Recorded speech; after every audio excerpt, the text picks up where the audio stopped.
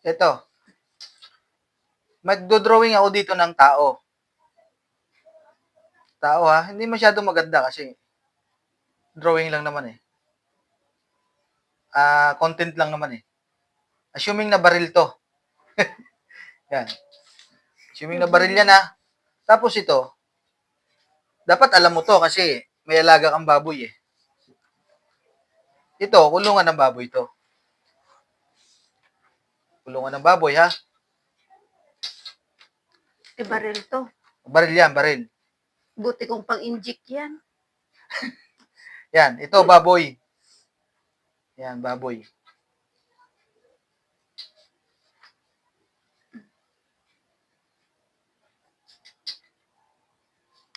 Yan, baboy yan ha. Ngayon, ito ang kailangan mong sagutin. Ang baboy, babarilin ng tao. Babarilin ng tao ha. Ay ang baboy ay kasyang-kasya lang sa kulungan. Kumbaga wala na siyang space. Hindi na siya hindi siya makaikot, hindi siya makailag, hindi siya makatalon. Oo. Kumbaga, no choice na siya kung hindi magpabaril. Pero may isang paraan para hindi siya matamaan. Yun ang kailangan mong sagutin. Ano ang ginawa ng baboy para hindi siya matamaan ng pamaril ng tao? Ayan. Gawin mo. Magpatay-patayan. Hindi. Babarilin nga eh. Oh. Anong ginawa ng baboy dahil para siya hindi matamaan?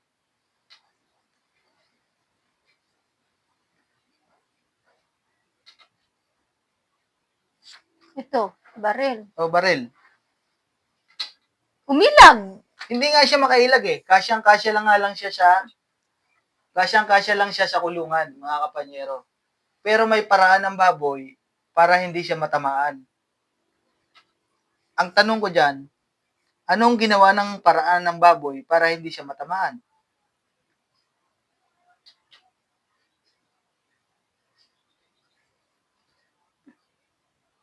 Ewan ko. Hindi mo alam. Hindi ko alam.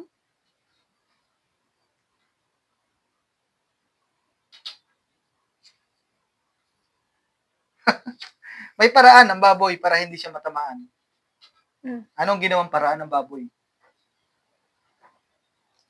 Sabi mo, hindi naman siya makatalon. Oo. Hindi naman siya Oo. sakto lang. Oo. Pumikit na lang. Pumikit na lang ang baboy. Pumikit na lang baboy. Hindi, may paraan, mami. Hindi ko nga alam kung ano ang paraan dyan. Sirit ka na.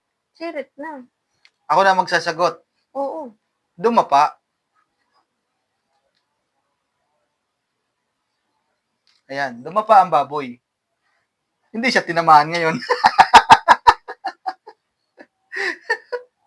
Kita mo na? Satisfied ka? Dumapa ang baboy. Pwede naman siya dumapa eh. Hindi lang siya makaikot, hindi siya makatalon. Pero, hindi mo ba naisip yon? Kaya nga logic eh. Kung pwede siyang dumapa. Kaya lang, paano mo nga gagawin yung pagdapa? Hindi mo ba napapansin? Dalawa lang ang nilagay kong paa. Kasi nga, yung dalawang paa, para sa pagdapa. Okay na? Okay na. Balik ka na naman. Oo.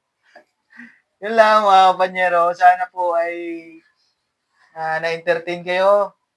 Yung mga viewers namin dyan. Maraming salamat.